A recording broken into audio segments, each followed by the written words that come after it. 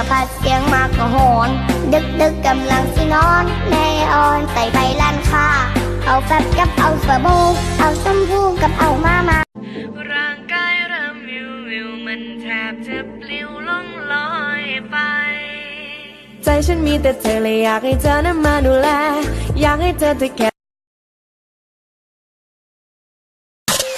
สวัสดีเจ้าหนูแค่อยู่ปีไม้ผูถึงพี่จะดูเจ้าชู้แต่พี่มีแค่อยู่อยากจะเป็นแฟนหนูอะไรก็น่าดูจะบอกให้โลกได้รู้ว่าคนนี้ของกูเมื่อก่อนพี่โคตรร้ายจนไม่น่าไว้ใจแต่พี่หยุดแล้ว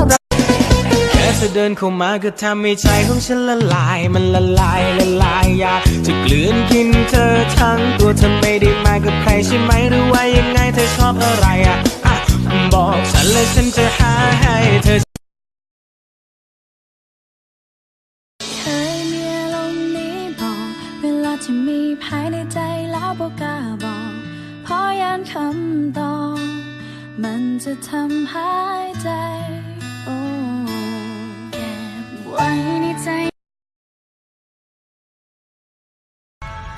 เจ็บในใจบอกไผบ่ได้อายเปลี่ยนไปไผแนมบ่เห็น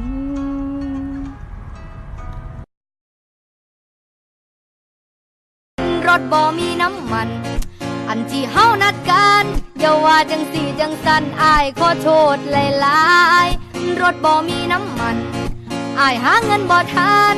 คันสิขออีแม่ก็ย่านตั้งแต่เรา